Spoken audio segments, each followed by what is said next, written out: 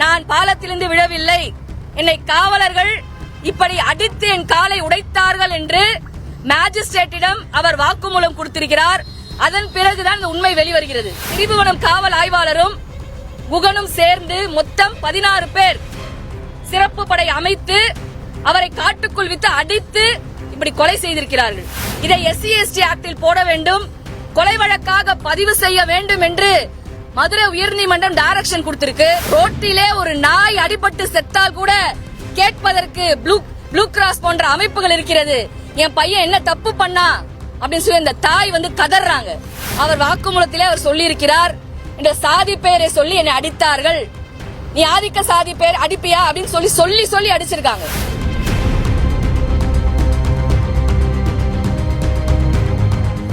மானாமதுரையை சேர்ந்த ஆகாஷ் டெலிசன் என்கிற ஒரு இளைஞரை போலீஸ் கொட்டடியில் அடித்து கொலை செய்திருக்கிறார்கள். கடந்த மார்ச் 8ஆம் தேதி அவர் படுகொலை செய்யப்பட்டிருக்கிறார். இன்று 15ஆம் தேதி, இன்றோடு சேர்த்து 100 நாட்கள் கடந்துவிட்டன. ஆகாஷ் டெலிசனுடைய பெற்றோர்கள் அவருடைய உடலை வாங்காமல்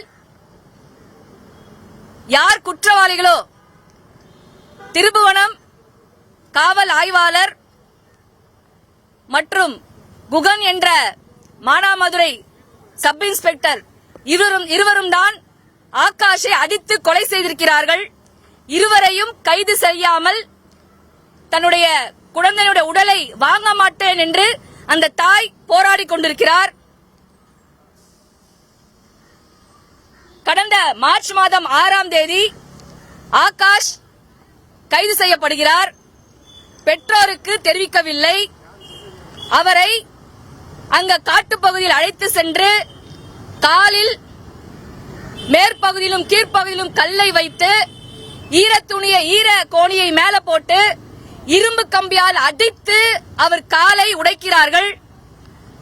காலில் பிராக்சர் ஆகி கடுமையான ரத்தப்போக்கு ஏற்பட்டிருக்கிறது. அவர் நெஞ்சிலும் மார்பிலும் மிகப்பெரிய காயங்கள் இருக்கிறது. ஆனால் போலீஸ் அவர் பாலத்திலிருந்து கீழே விழுந்து விட்டார் என்ற பச்சை பொய்யை கட்டவிழ்த்து விடுகிறார்கள். அவர் மருத்துவமனைக்கு சென்ற பிறகுதான் குடும்பத்திற்கு தெரிவிக்கப்படுகிறது. மேஜிஸ்ட்ரேட் முன்பு அவர் வாக்குமூலம் கொடுத்திருக்கிறார். நான் பாலத்திலிருந்து விழவில்லை, என்னை காவலர்கள் இப்படி அடித்து என் காலை உடைத்தார்கள் என்று மேஜிஸ்ட்ரேட்டிடம் அவர் வாக்குமூலம் கொடுத்திருக்கிறார். அதன் பிறகுதான் இந்த உண்மை வெளிவருகிறது. இந்த திரிபுவனம் காவல் ஆய்வாளரும் குகனும் சேர்ந்து மொத்தம் 16 பேர் சிறப்பு படை அமைத்து அவரை காட்டுக்குள் விட்டு அடித்து இப்படி கொலை செய்திருக்கிறார்கள்.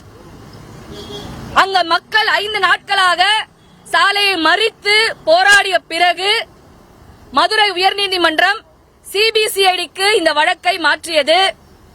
இதை SC/ST ஆக்டில் போட வேண்டும், கொலை வழக்காக பதிவு செய்ய வேண்டும் என்று மதுரை உயர்நீதிமன்றம் டைரக்ஷன் கொடுத்திருக்கு. 100 நாட்கள் ஆன பிறகும் CBCID இன்று வரை எந்த குற்றவாளியுடைய பெயரையும் FIR-இல் சேர்க்கவில்லை, சார்ஜ் ஷீட் கொடுக்கவில்லை. கடந்த ஒரு 4 நாட்களுக்கு முன்பு ஆகாஷ் டெலிசனுடைய பெற்றோர்கள் இங்கே இதே DGP அலுவலகத்துக்கு வந்தார்கள், மனு கொடுத்தார்கள். ரோட்டிலே ஒரு நாய் அடிபட்டு செத்தால் கூட கேட்பதற்கு ப்ளூ கிராஸ் போன்ற அமைப்புகள் இருக்கிறது. என் பையன் என்ன தப்பு பண்ணா அப்படின்னு சொல்லி இந்த தாய் கதறாங்க. BSc கம்ப்யூட்டர் சயின்ஸ் படிச்ச ஆகாஷ் அடுத்து லா படிக்கிறதுக்காக அப்ளை பண்றதுக்காக இருந்தாரு. அவர் வீட்டில் அவருக்கு ஒரே தங்கை, அவர் காலேஜ் படிச்சிட்டு இருக்காங்க. இந்த 100 நாட்களாக அவர்கள் வீட்டில் இன்னும் சமைக்கவில்லை. நமக்கு தெரியும், 100 நாட்களாக இந்த உடலை வாங்காமல் அங்கே பெற்றோர்கள் போராடி கொண்டிருக்கிறார்கள். பல்வேறு அமைப்புகள், மக்கள் அதிகார கழகம் போன்ற பல்வேறு அமைப்புகள் அங்கே அந்த பெற்றோரோடு நின்று தெருவில் போராடிட்டு இருக்காங்க. ஆனால் இன்று வரை இந்த ஆளும் வர்க்கம், இந்த அதிகார வர்க்கம், அவர் தேவேந்திர குல வேளாளர் என்ற சமூகத்தை சேர்ந்தவர் என்பதனால் அநீதி இழைத்துக் கொண்டிருக்கிறது. அவர் வாக்குமூலத்திலே அவர் சொல்லியிருக்கிறார், இந்த சாதி பெயரை சொல்லி என்னை அடித்தார்கள், நீ ஆதிக்க சாதி பெயர் அடிப்பியா அப்படின்னு சொல்லி அடிச்சிருக்காங்க. இப்படி சட்டம் என்பது எல்லோருக்கும் சமம் என்று சொல்லக்கூடிய இந்த அரசும் இந்த அதிகார வர்க்கமும் சாதாரண ஏழை எளிய உழைக்கும் மக்கள் என்றால் அவர்கள் பாத்ரூம்ல கீழே விழுகிறார்கள், காட்டுப்பகுதியை வைத்து காலை உடைக்கிறார்கள், கொலை செய்கிறார்கள். ஆனால் பணக்காரர்களும் ஆதிக்க சாதியும் ஜாலியாக கொலை செய்துவிட்டு ஜாமீன்ல வெளியே வந்துடுறாங்க. இவர்களெல்லாம் பெரிய குற்றங்கள் செய்தவர்கள் அல்ல. நியூஸ் மினிட்ல 4 வருடத்தில் 27 இந்த மாதிரி கொட்டடி கொலைகளை ஆய்வு செய்து ஒரு கட்டுரை வெளியிட்டிருக்கிறார்கள். அதில் அவர்கள் சொல்வது என்ன? ஏழை எளிய சாதாரண பட்டியலின தலித் SC ST மக்கள் தான் அதிகமாக பாதிக்கப்படுகிறார்கள்.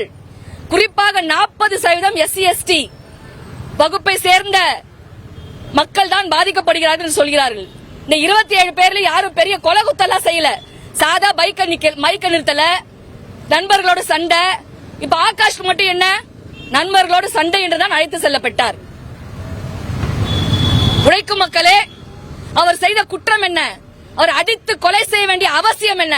இந்த அரசு CBCID 100 நாட்கள் ஆகியும் யார் மீதும் இன்னும் FIR போடலன்னு சொன்னா நமக்கு இந்த காவல்துறையை இவர்கள் காப்பாற்றுகிறார்கள் என்ற சந்தேகத்தை கிளப்புகிறது. அந்த அடிப்படையிலே மக்கள் அதிகார கழகம், திராவிட விடுதலை முன்னணி, தந்தை பெரியார் திராவிட கழகம், SDPI, வழக்கறிஞர்கள், ஐமுக போன்ற இஸ்லாமிய அமைப்புகள், தலித் அமைப்புகள், கம்யூனிஸ்ட் அமைப்புகள், தீண்டாமை ஒழிப்பு முன்னணி உள்ளிட்ட கட்சிகள் இணைந்து இங்கே மனு கொடுப்பதற்காக வந்திருக்கிறோம். தமிழ்நாடு முழுக்க பல்வேறு மாவட்டங்களில் 30 மாவட்டங்களில் மக்கள் அதிகார கழகம் ஒருங்கிணைத்து பல்வேறு ஜனநாயக சக்திகளை ஒருங்கிணைத்து உடனடியாக இந்த குற்றவாளிகளை கைது செய்ய வேண்டும், FIR போட வேண்டும் என்ற வலியுறுத்தியும், இப்படி தொடர்ச்சியாக சாதாரண உழைக்கும் மக்களை கொன்று குவிக்கக்கூடிய இந்த கொட்டடி கொலைகளை தடுத்து நிறுத்த வேண்டும் என்ற அடிப்படையிலே இங்கே நாங்கள் போராட்டங்களை கட்டியமைத்துக் கொண்டிருக்கிறோம். ஆகாஷுக்கு நீதி கிடைக்கும் வரை இந்த போராட்டம் தொடரும் என்று அறிவித்துக் கொள்கிறோம். தோழர்களே, உழைக்கும் மக்களே, கடைசியாக பெனிக்ஸும் பாதிக்கப்பட்ட போது அங்கு இருந்த காவலர்களில் ஒருத்தர் ரேவதி என்ற ஒருத்தர் சாட்சி சொன்னார். மடப்புறம் அஜித்குமார் படுகொலை செய்யப்பட்ட போது கிட்டத்தட்ட அஜித்குமாரை 17 இடங்களில் கொண்டு போய் வைத்து இந்த சிறப்பு படை அடித்து அவரை கொலை செய்தது. அதை பல்வேறு காட்சிகள் மூலமாக வீடியோ எடுத்து வெளியே வந்துச்சு. சமூக ஊடகங்களில் மக்கள் கண்கூடாக பார்த்தாங்க. இது போல இந்த மாதிரி ஒரு கொட்டடை கொலை நடக்கக்கூடாது, தமிழ்நாடு கொந்தளித்தது, போராடியது. ஆனால் மீண்டும் மீண்டும் இப்படிப்பட்ட கொட்டடை கொலைகளை இந்த அரசு செய்து கொண்டிருக்கிறது. தடுக்க வேண்டிய கடமை நம்ம எல்லாருக்கும் இருக்கு. இதாவது யாருக்கும் நமக்கெல்லாம் நடக்காது அப்பெல்லாம் கிடையாது. இவங்க பெரிய குற்றம் செய்தவர்களாம் அல்ல, சாதாரண சின்ன சின்ன பெட்டி கேஸ் தான். அதற்கு அழைத்து சென்று அடித்து கொலை செய்கிறார்கள் என்றால் இது நாளைக்கு உங்களுக்கும் நடக்கும். இதை தட்டி கேட்க வேண்டாம். இதில் யாரு வேணாலும் பாதிக்கப்படுவோம் என்பதை தெரிவித்துக் கொள்கிறோம். இதை எதிர்த்து போராட வேண்டியது தமிழ்நாட்டில் இருக்கக்கூடிய ஒவ்வொருத்தருடைய கடமை என்று தெரிவித்துக் கொள்கிறோம். நன்றி, வணக்கம்.